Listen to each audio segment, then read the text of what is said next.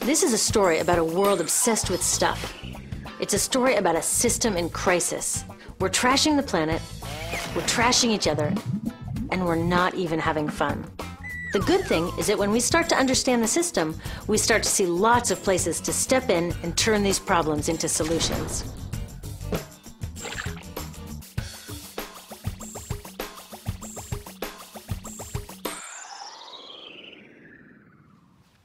One of the problems with trying to use less stuff is that sometimes we feel like we really need it. What if you live in a city like, say, Cleveland, and you want a glass of water? Are you going to take your chances and get it from the city tap? Or should you reach for a bottle of water that comes from the pristine rainforest of Fiji? Well, Fiji brand water thought the answer to this question was obvious, so they built a whole ad campaign around it. It turned out to be one of the dumbest moves in advertising history. You see, the city of Cleveland didn't like being the butt of Fiji's jokes, so they did some tests, and guess what? These tests showed a glass of Fiji water is lower quality, it loses taste tests against Cleveland tap, and costs thousands of times more. This story is typical of what happens when you test bottled water against tap water. Is it cleaner? Sometimes, sometimes not. In many ways, bottled water is less regulated than tap. Is it tastier? In taste tests across the country, people consistently choose tap over bottled water. These bottled water companies say they're just meeting consumer demand. But who would demand a less sustainable, less tasty, way more expensive product, especially one you can get for almost free in your kitchen? Bottled water costs about 2,000 times more than tap water. Can you imagine paying 2,000 times the price of anything else? How about a $10,000 sandwich?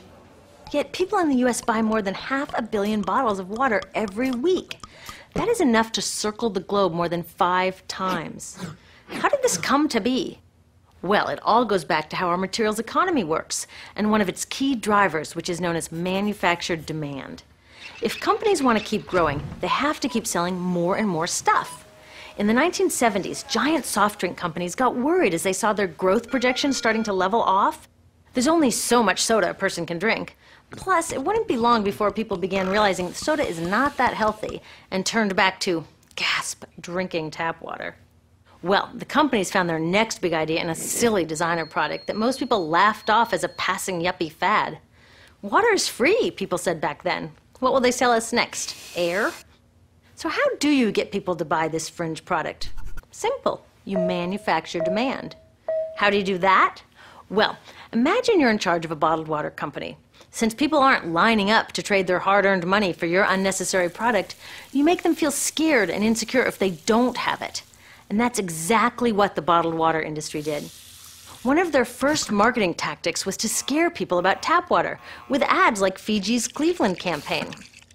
When we're done, one top water executive said, tap water will be relegated to showers and washing dishes.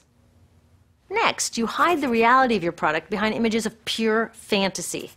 Have you ever noticed how bottled water tries to seduce us with pictures of mountain streams and pristine nature? But guess where 1/3 of all bottled water in the US actually comes from? The tap. Pepsi's Aquafina and Coke's Dasani are 2 of the many brands that are really filtered tap water. But the pristine nature lie goes much deeper. In a recent full-page ad, Nestle said, bottled water is the most environmentally responsible consumer product in the world. What? They are trashing the environment all along the product's life cycle.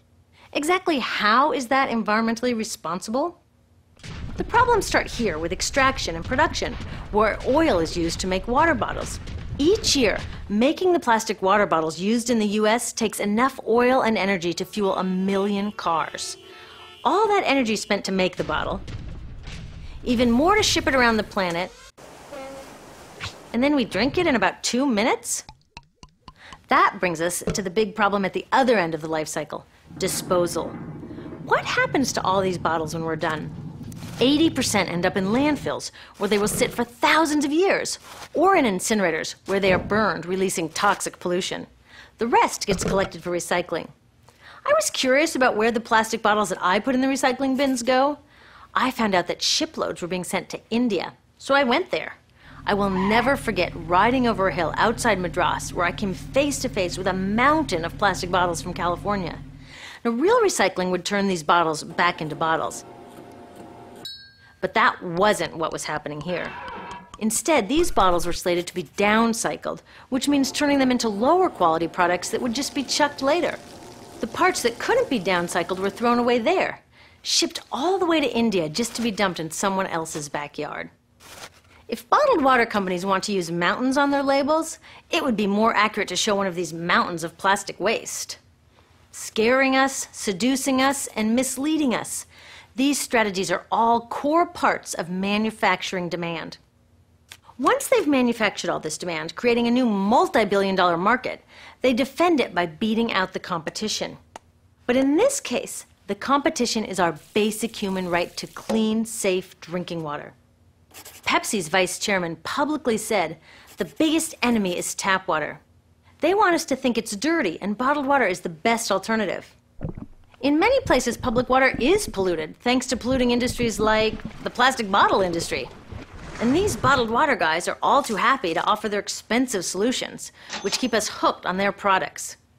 It is time we took back the tap. That starts with making a personal commitment to not buy or drink bottled water unless the water in your community is truly unhealthy. Yes, it takes a bit of foresight to grab a reusable bottle on the way out, but I think we can handle it. Then take the next step. Join a campaign that's working for real solutions, like demanding investment in clean tap water for all. In the U.S., tap water is underfunded by $24 billion, partly because people believe drinking water only comes from a bottle. Around the world, 1 billion people don't have access to clean water right now. Yet cities all over are spending millions of dollars to deal with all the plastic bottles we throw out.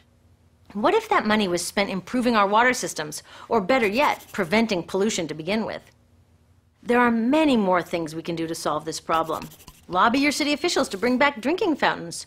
Work to ban the purchase of bottled water by your school, your organization, or entire city. This is a huge opportunity for millions of people to wake up and protect our wallets, our health, and the planet. The good news is it's already started. Bottled water sales have begun to drop while business is booming for safe, refillable water bottles. Yay! Restaurants are proudly serving tap, and people are choosing to pocket the hundreds or thousands of dollars they would otherwise be wasting on bottled water. Carrying bottled water is on its way to being as cool as smoking while pregnant. We know better now. The bottled water industry is getting worried because the jig is up. We are not buying into their manufactured demand anymore. We will choose our own demands, thank you very much, and we're demanding clean, safe water for all.